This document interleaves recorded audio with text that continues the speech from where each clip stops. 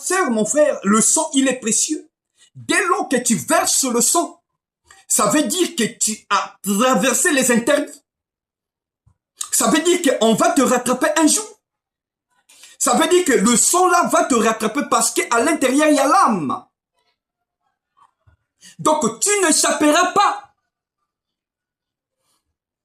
Tu n'échapperas pas.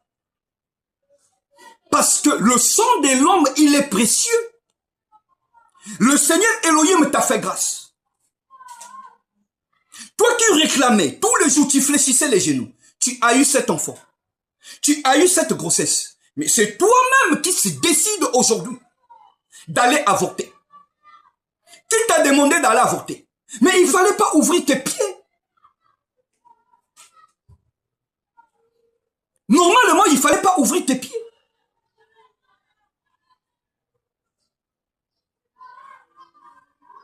Tu ne devais pas accepter cohabiter avec un homme. Mais dès lors que tu as accepté d'aller avec un homme, mais tu as accepté de tomber enceinte.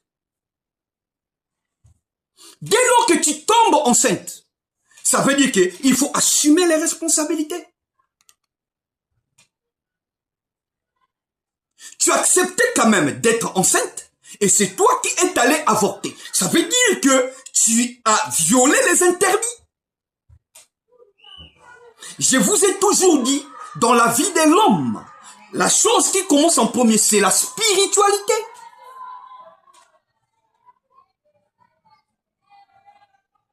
Dès lors que tu fais d'abord des choses, les choses commencent d'abord dans la spiritualité. La vie, c'est pas le physique. Le physique, là, tu vois seulement, ce n'est que le reflet de la spiritualité. Or, en premier, tu dois d'abord comprendre les principes et le commandement de la spiritualité. C'est que tu ne pourras pas faire pour ne pas que ta vie soit rattrapée dans le physique. Tu t'es décidé le bon matin de verser le sang. Oui. Le médecin t'a fait ça. Oui. On a avorté. Oui. L'enfant est sorti. Oui. Mais tu as déversé quoi? Hein, ma soeur? Tu as déversé quoi? Le sang. Oui. Le sang a été versé. Maintenant, cette fœtus-là sera jeté où? Tu as souillé la terre. Tu as souillé la terre, ça veut dire, ça va te rattraper dans les années à venir. Aujourd'hui, tu as des difficultés. Tu veux accuser qui? Dis-moi, tu accuses qui? La faute à ton père? La faute à ton oncle? La faute à ta mère? Non, ma soeur. Non. C'est ni ton père, ni ton oncle, ni ta mère. T'as demandé d'aller avorter. C'est toi qui as voulu aller avorter sans comprendre les interdits spirituels. Vous faites des choses sans enseignement et en plus c'est vous qui partez aller pleurer dans les assemblées. C'est grave. C'est grave, ma soeur. C'est grave. Aujourd'hui, tu t'aimais plus au monde. La faute à qui? Dis-moi. Est-ce que c'est la faute à Elohim? Il y avait tout puissant pour tout l'un dans la puissance. Quand chacun de nous vient sur cette terre-là, nous avons des missions à remplir. Parfois, Elohim t'avait envoyé que tu devais avoir 2 enfants seulement. Mais toi, tu as pris tout, tu as déversé. Où est la faute à Elohim? Elohim avait voulu que tu puisses avoir des enfants. Toi, tu as voulu avorter. Où est la faute à Elohim?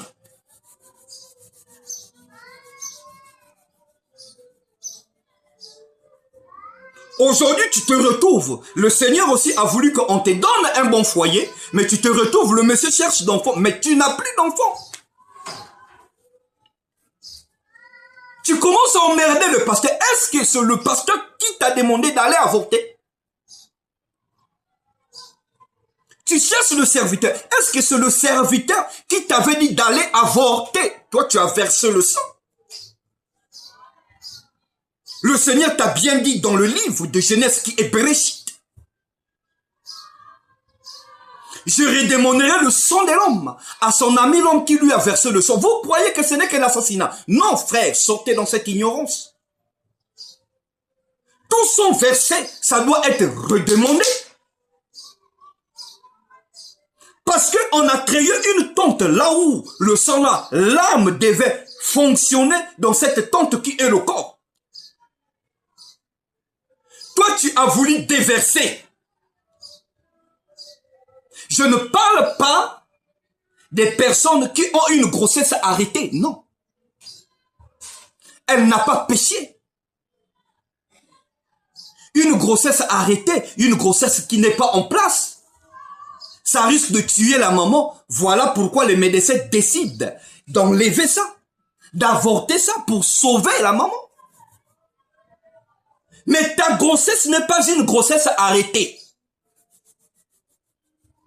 Toi, tu es allé avorter. La faute à qui?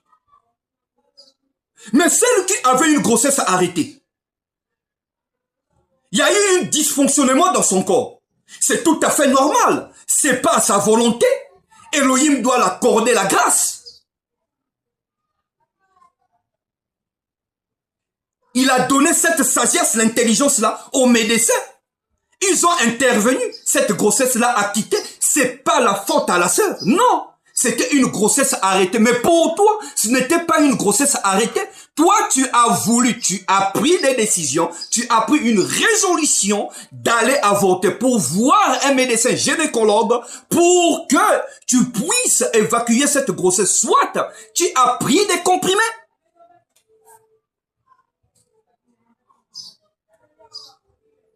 Pour que cette grossesse-là sorte. Ça, c'est pas Elohim. Ça, c'est toi qui as voulu. Donc, tu dois accepter les conséquences dans le futur.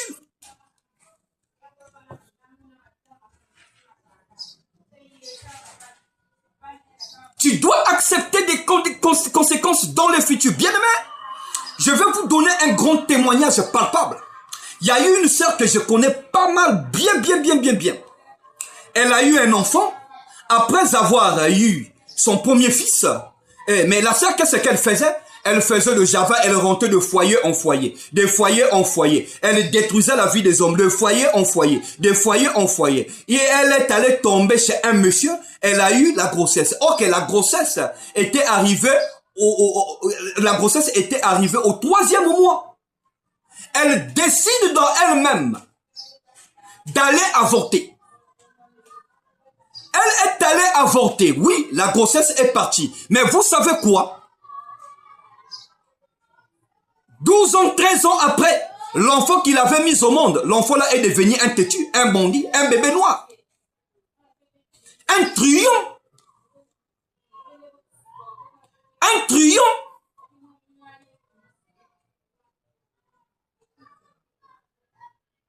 Mais comme si l'Elohim sait faire ces choses. C'est un homme qui prend du temps pour frapper la personne. Mais à la fin, qu'est-ce que la police a fait? La police a tué cet enfant.